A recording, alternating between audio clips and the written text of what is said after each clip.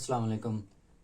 आज हम शुरू करेंगे G6PD deficiency, glucose 6 phosphate dehydrogenase deficiency. ये एंजाइम आरबीसी में मौजूद होता है और अगर इसकी ये हेरिडिटरी डिसऑर्डर है।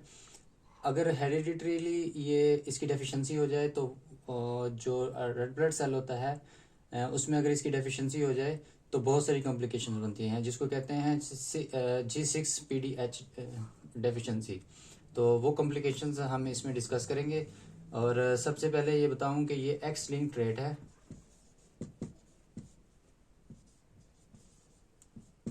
एक्स लिंक ट्रेट डिजीज़ है और चूँकि ये एक्स लिंक है और ये ज़्यादातर मेल्स को हाई रिस्क पर रखती है, इससे मेल्स ज़्यादा इफ़ेक्ट होते हैं। और इसकी दो टाइप्स हैं, जिसमें G6PD ए नेगेटिव और उसमें मेडिटेरेनियन आ जाता है। दूसरी में मेडिटेरेनियन G6PD, इसकी दो फॉर्म्स हैं। और उससे पहले इसकी फॉर्म्स डिस्कस करने से पहले सबसे पहले हम इसकी कॉम्प्लिकेशंस देखेंगे, मैनिफेस्टेशंस देखेंगे, जिसकी वजह से जिसकी डेफिशिएंसी की वजह से जो कॉम्प्लिकेशंस होती हैं। पहले तो ये G6PD ये एब्रीवेशन है ग्लूकोज 6 फास्फेट डिहाइड्रोजिनेज एंजाइम का, और हम इसको देखेंगे कि ये कैसे कन्वर्ट करता है ग्लूकोज 6 फास्फेट को, किसमें हेक्सोज मोनोफॉस्फेट शंट होती है और उसमें ये ऑक्सीडेटिव फेज में जो एरिथ्रोसाइट्स लिवर इन बाकी सेल्स में हो रही होती है, ये हेक्सोज मोनोफॉस्फेट शंट, उसमें ये ग्लूकोज 6 फास्फेट को 6 फास्फोग्लूकोनेट इसमें कन्वर्ट करता है। एक एंजाइम होता है 6 फास्फोग्लूकोनेट। फिर जब इसकी डेफिशिएंसी हो जाती है, जब ये बॉडी में मौजूद उस रेड ब्लड सेल में मौजूद नहीं होता, ये रेड ब्लड सेल सिर्फ एक रेड ब्लड सेल की बात नहीं हो रही, पूरी बॉडी में जितने रेड ब्लड सेल्स हैं उनमें तकरीबन इसकी डेफिशिएंसी हो जाती है। तो फिर ये NADP को कन्वर्ट नहीं करता NADPH में और इसकी डेफिशिएंसी हो जाती है। ये खुद रिड्यूस हो जाता है, ऑक्सीडाइज हो जाता है, और NADP को ऑक्सीडाइज करता है, इसको रिड्यूस कर देता है, और NADPH में ये रिड्यूस कर देता है, खुद ऑक्सीडाइज हो जाता है। जब हम कहते हैं कि कोई चीज़ ऑक्सीडाइज या रिड्यूस हो गई, इसका मतलब ये होता है कि जो चीज़ ऑक्सीडाइज हुई है उसने अपने इलेक्ट्रॉन आगे ट्रांसफ़र कर दिए हैं। मतलब कि अब इसने 6, ये नॉर्मली हम देखते हैं कि नॉर्मली कैसे होता है, क्या मैकेनिज्म्स होते हैं, और जब ग्लूकोज 6 फास्फेट डिहाइड्रोजिनेज मौजूद होता है तो क्या क्या इसकी रेगुलेशंस होती हैं, वो हम ये नॉर्मली डिस्कस करेंगे। तो सबसे नॉर्मली में ये होता है कि NADP ये रिड्यूसिंग इक्विवेलेंट्स होते हैं और इससे एनर्जी ली जाती है बाद में, इसको मुख्तलिफ साइकिल्स में यूज़ करके। तो इस तरह NADPH में ये इसको ऑक्सीडाइज कर देता है, रिड्यूस कर देता है, NADP को खुद ये ऑक्सीडाइज हो जाता है। फिर उसी वक्त ये ग्लूकोज 6 फास्फेट को भी इसमें ये रिड्यूस करता है। अच्छा, तो जब ये ग्लूकोज 6 फास्फेट नहीं होगा तो इसकी डेफिशिएंसी हो जाएगी NADPH की। उसके बाद जब नॉर्मली बोलूँ तो नॉर्मल पर्सन की बात हो रही है, जिसमें ये ग्लूकोज 6 फास्फेट डिहाइड्रोजिनेज एंजाइम मौजूद है। तो साथ साथ मैं बता रहा हूँ कि इसकी डेफिशिएंसी से ये NADPH कम हो जाता है। अच्छा, फिर ग्लूटाथायोन रिडक्टेज एंजाइम ये ग्लूकोज NADPH को कन्वर्ट कर देता है, फिर रिड्यूस होता है ये, उसको फिर ऑक्सीडाइज करता है। फिर जो रिड्यूस इसके इलेक्ट्रॉन होते हैं ना, यहाँ से ये इलेक्ट्रॉन ले लेता है, फिर क्या करता है, वो इलेक्ट्रॉन इस ग्लूटाथायोन जो एंजाइम है ये ऑक्सीडाइज्ड है, मतलब इसके पास इलेक्ट्रॉन्स नहीं हैं, ठीक है। ये जो ग्लूटाथायोन यहाँ से इलेक्ट्रॉन्स लेगा, ये इसको रिड्यूस कर देगा ग्लूटाथायोन को, ठीक है। ये ऑक्सीडाइज से रिड्यूस कर दिए यहाँ से इलेक्ट्रॉन लेकर। फिर ये रिड्यूस फॉर्म जो है ये फिर वापस इसको ग्लूटाथायोन परऑक्सीडेज इसको वापस कन्वर्ट कर देगा ऑक्सीडाइज फॉर्म में। तो जब ये कन्वर्जन हो रही होगी तो ये ग्लूटाथायोन पर ऑक्सीडेज एंजाइम ये हाइड्रोजन पर ऑक्सीडेज को, जो कि एक ऑक्सीडेंट है, इसको कन्वर्ट कर देता है इसमें। ये बाद में इसकी एक्यूमुलेशन सेल के लिए हार्मफुल साबित होती है।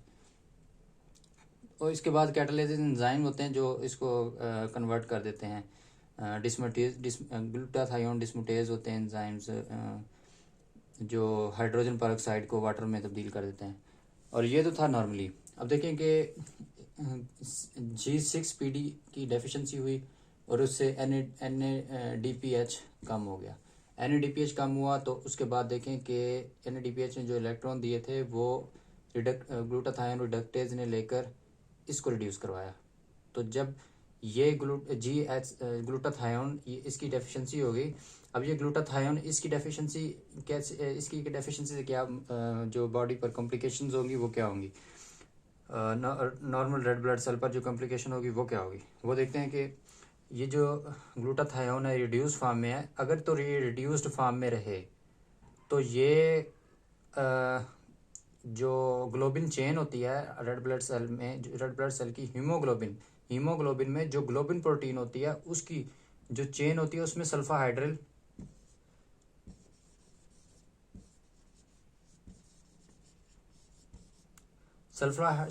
को रिड्यूस्ड फॉर्म में रखता है। इसको ये रिड्यूस फॉर्म में रखता है। अगर यही सल्फाहाइड्रल इसकी डेफिशिएंसी से ऑक्सीडाइज हो जाए तो फिर क्या होता है कि वहां पर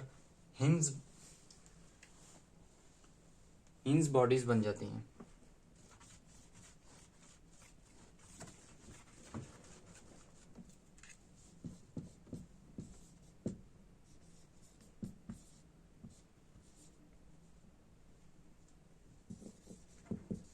हिंज बॉडीज, अब ये हिंज बॉडीज ये उस ग्लोबिन प्रोटीन की एबनॉर्मल एक्यूमुलेशन से होता है, क्योंकि वो रिड्यूस्ड नहीं रहा इसकी डेफिशिएंसी से, ग्लूटाथायोन की डेफिशिएंसी से वो रिड्यूस्ड फॉर्म में नहीं रहा, जिसकी वजह से हिंज बॉडीज बनी।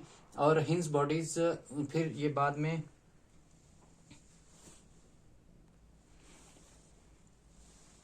अच्छा, तो ये हिंज बॉडीज जो हैं ये रेड ब्लड सेल है। लेकिन ये रेड ब्लड सेल्स है, यहाँ पर ये इनकी एक्यूमुलेशन हो जाएगी यहाँ पर ऐसे इसकी पेरिफेरी में, रेड ब्लड सेल की पेरिफेरी की तरफ चली जाएंगी ये हिंज बॉडीज। जो यहाँ पर ये हिंज बॉडीज इनकी एक्चुअली हैं क्या, ये हिंज बॉडीज ये ग्लोबिन चेन है उसकी एक्यूमुलेशन हुई है। कैसी एक्यूमुलेशन हुई है, ये ऑक्सीडाइज्ड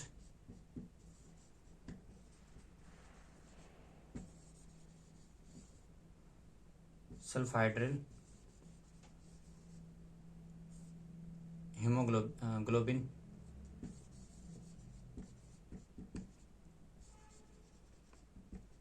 ये चेन्स है, ठीक है, ऑक्सीडाइज हो गई हैं।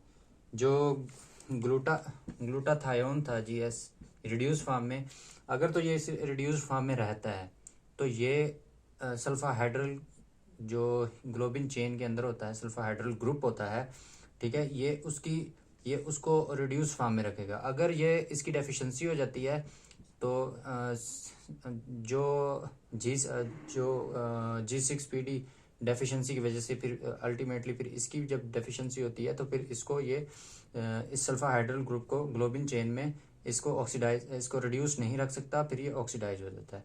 जब इस सल्फाहाइड्रल ग्रुप की ऑक्सीडेशन होती है, मतलब कि इससे इलेक्ट्रॉन जब ले लिए जाते हैं तो ये इसकी एबनॉर्मल एक्यूमुलेशन होती है। और ये जब ये एबनॉर्मल एक्यूमुलेशन ये सेल की पेरिफेरी की तरफ जाती है।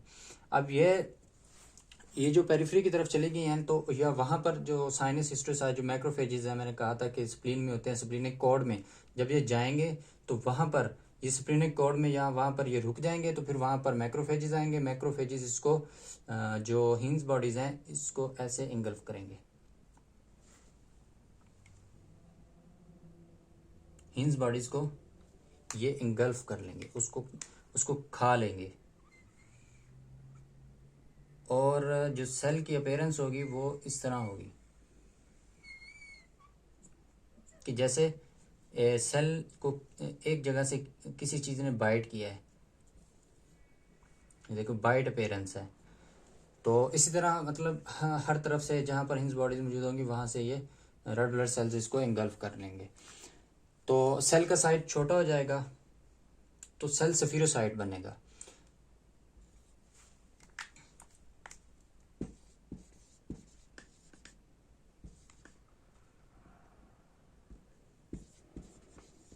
सेल की अपीयरेंस सफीरोसाइट हो जाएगी। यही सफीरोसाइट पिछली क्लास में हमने सफीरोसाइटोसिस पढ़ा था, हेरिडिटरी सफीरोसाइटोसिस। उसमें भी सेल सर्कुलर हो जाता है, सफेयर हो जाता है और फिर ये वेरी प्रोन टू डिस्ट्रक्शन हो जाता है स्प्लीनिक कॉर्ड में। और इसी तरह जब इसकी फ्रेगमेंट्स अलग होते जाएंगे तो फिर ये सफीरोसाइट, इसकी मेम्ब्रेन लॉस होगा तो फिर सफीरोसाइट की शक्ल इख्तियार कर लेगा, फिर इसकी डिस्ट्रक्शन हो जाएगी। अच्छा, उसके बाद इसकी जो जो टाइप्स हैं तो वहाँ पर ये एक्यूमुलेट नहीं होते, वहाँ पर इसकी डिस्ट्रक्शन इनकी हो जाती है।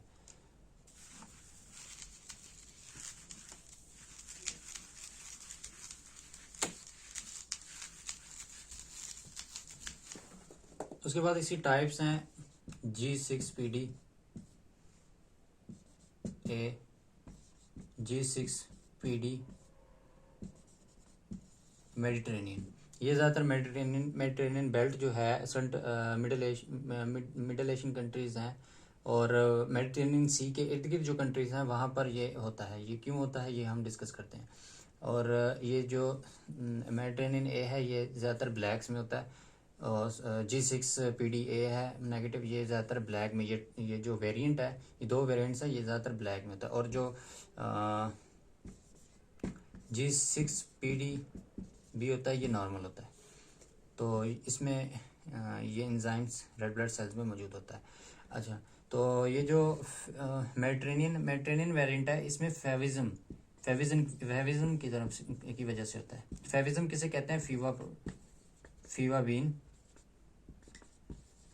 ये फूड है जो मेडिटेरेनियन जो एरियाज़ है वहाँ पर ये इस्तेमाल होती है फूड। तो इस फूड की वजह से ये जो हीमोलाइटिक इफेक्ट होता है इस फूड का, उसको कहते हैं फेविज्म। ठीक है, इसकी वजह से ये फेविज्म होती है। और मेडिटेरेनियन G6PD एंजाइम की डेफिशिएंसी ये तो होती ही है, इस एंजाइम की डेफिशिएंसी, लेकिन ये एसिम्प्टोमेटिक होती है। जब ये लोग फेविज्म खाते हैं, फीवाबीन खाते हैं, फीवाबीन को एज ए डाइट यूज़ करते हैं तो फिर ये सिम्प्टोमेटिक हो जाती है। ये सिम्प्टोमेटिक कैसे होती है? तो ये इसमें हीमोलाइसिस हो जाती है, हीमोलाइटिक एनीमिया काज करते हैं फिर ये। और उसके बाद ये जो मेडिटेरेनियन इसमें G6PD है, इसमें हम एक ग्राफ से इनको देखते हैं कि पहले तो इनकी जो इस एंजाइम की डेफिशिएंसी नॉर्मली फंक्शन इसका जब नॉर्मली हो तो फंक्शन रहता है इसका। तो जब इसकी डेफिशिएंसी हो जाए तो जो रेड ब्लड सेल की एज है वो कम हो जाती है।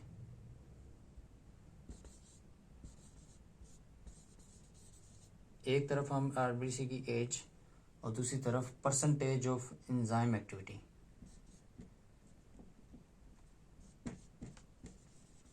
परसेंटेज ऑफ एंजाइम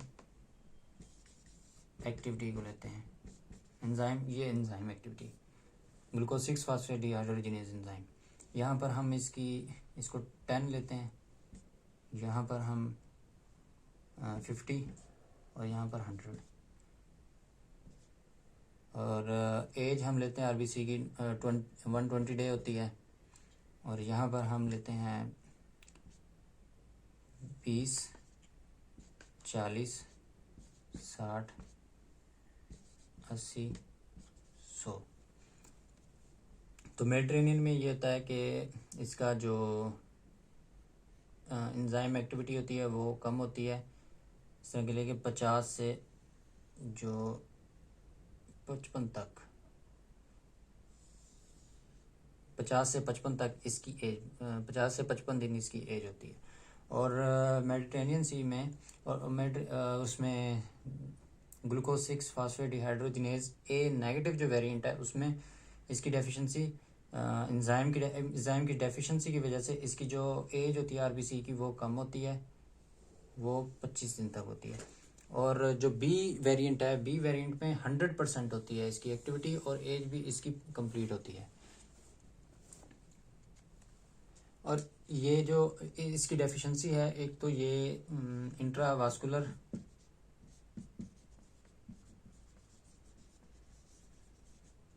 हीमोलाइसिस और एक्स्ट्रावास्कुलर।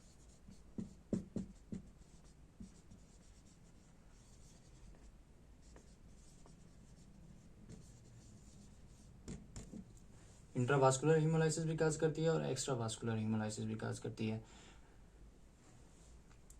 इसकी डेफिशिएंसी। और एक तो हमने ये फीविज्म डिस्कस किया फीविज्म में, और दूसरा हम कुछ एंटीबायोटिक्स हैं, एंटीबायोटिक्स हैं, एंटीपायरेटिक ड्रग्स हैं, और वो ड्रग्स भी आयरन इसमें इस एंजाइम के डेफिशिएंट जो इंडिविजुअल्स होते हैं उनमें कॉम्प्लिकेशंस पैदा करते हैं। जिस तरह कि अगर हम एंटीबायोटिक्स की बात करें,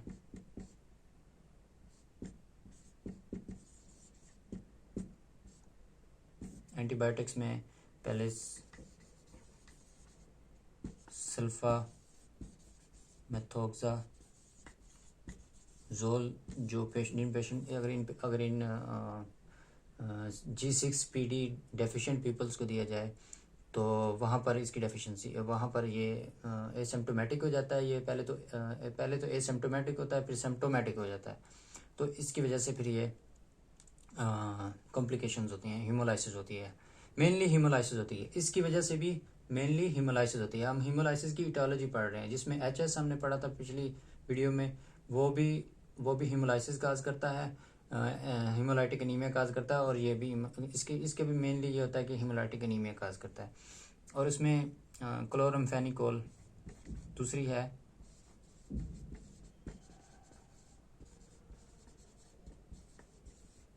क्लोरम्फेनिकोल, ये भी एंटीबायोटिक है जो इन पेशेंट्स को अगर दी जाए तो फिर हीमोलाइटिक एनीमिया काज करती है।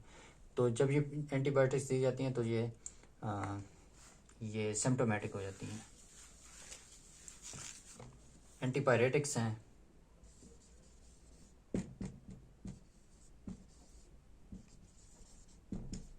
एंटीपायरेटिक्स में जिस तरह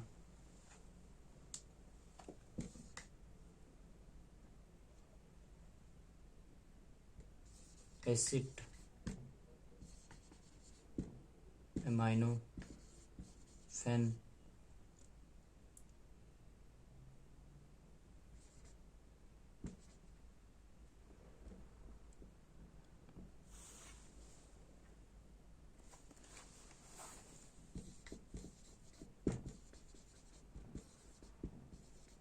और एसिटानाइलिड। अब एसिटामाइनोफेन जो है ये भी एंटीपायरेटिक है, और अगर ये मेडिसिन दी जाए तो इसकी वजह से ये glucose 6 phosphate dehydrogenase deficient individuals में इसका कोई असर नहीं होगा, मतलब कि ये कॉम्प्लिकेशंस काज नहीं करेगी। और एसिटानाइलिड जो है ये सिर्फ यही कॉम्प्लिकेशन काज करेगी। और इसके बाद फिर एंटीपायरेटिक्स हैं, एंटी मलेरियल ड्रग्स हैं,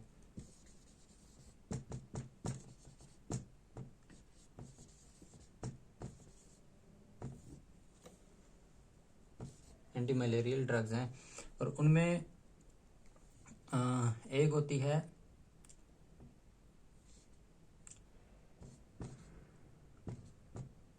क्लोरोक्वीन और क्विनीन,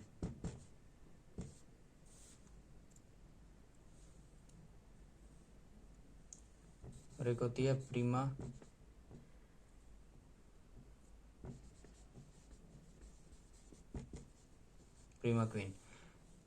ये प्रीमाक्वीन तो कॉम्प्लिकेशंस काज करती ही है, और क्लोरोक्वीन किसी बुक्स में दिया हुआ है कि क्लोरोक्वीन इसमें कॉम्प्लिकेशंस काज करती है, और किसी बुक में दिया हुआ है कॉम्प्लिकेशन काज नहीं करती। और क्विनोन भी कॉम्प्लिकेशंस काज कर सकती है। मेनली ये एक बुक में दिया हुआ है कि ये कॉम्प्लिकेशन काज नहीं करती। क्लोरोक्वीन और क्विनीन जो है ये कॉम्प्लिकेशंस काज नहीं करती, और प्रीमाक्वीन जो है ये कॉम्प्लिकेशन लाजमी काज करती है। पहले जैसे मैंने बताया कि ये अगर ये सारी एंटीबायोटिक, एंटीपायरेटिक और एंटी मलेरियल ड्रग्स अगर ना दी जाएं तब तक तो ये एसिम्प्टोमेटिक रहता है। जब ये ड्रग्स दे दी जाएं तो वो सिम्प्टोमेटिक हो जाता है, यानी कि हीमोलाइटिक इसमें एनीमिया हो जाता है, हीमोलाइटिक एनीमिया हो जाता है।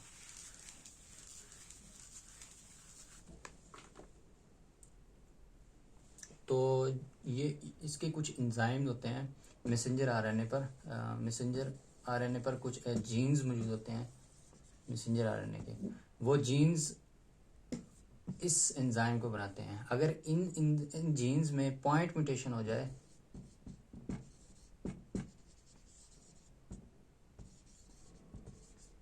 उस पॉइंट म्यूटेशन की वजह से इन जीन्स में वो जो जीन्स होते हैं वो इसको प्रॉपरली कोड नहीं करते, प्रॉपरली इसकी इनकोडिंग नहीं करते, तो जिसकी वजह से ये इसकी डेफिशिएंसी हो जाती है। तो ये एक पॉइंट था। इसमें पॉइंट म्यूटेशन की 2-3 इकसाम होती हैं, जिस तरह के मिसेंस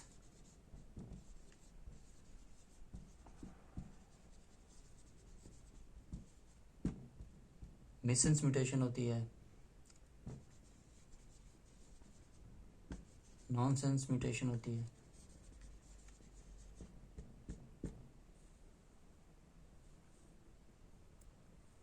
और इसमें बाकी अदर्स म्यूटेशन होती हैं।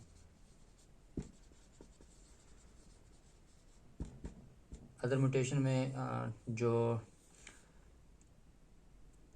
न्यूक्लियोटाइड्स हैं वो उनकी डिलीशन या फिर एडिशन होती है। जिस तरह पिछली लेक्चर में हमने पढ़ा कि वो जो फ्रेम शिफ्ट म्यूटेशन हमने पढ़ी थी वो भी इसी पॉइंट म्यूटेशन की है। पॉइंट म्यूटेशन में ये होता है कि मैसेंजर आरएनए में किसी एक न्यूक्लियोटाइड पर कोई वेरिएशन हो जाए तो उसको कहते हैं, मैसेंजर आरएनए में मौजूद जीन्स पर कोई एक वेरिएशन हो जाए उनके न्यूक्लियोटाइड में, जिस जीन ने मैसेंजर आरएनए को बनाया है, फिर उस मैसेंजर आरएनए में मौजूद न्यूक्लियोटाइड में कोई किसी एक पॉइंट पर वेरिएशन हो जाए तो उसको कहते हैं कि पॉइंट म्यूटेशन हो गया। तो इसको न्यूप्लेशिया में हम डिटेल से डिस्कस करेंगे न्यूप्लेशिया में।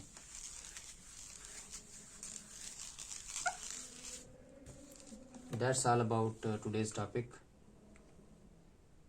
अल्लाह हाफिज़।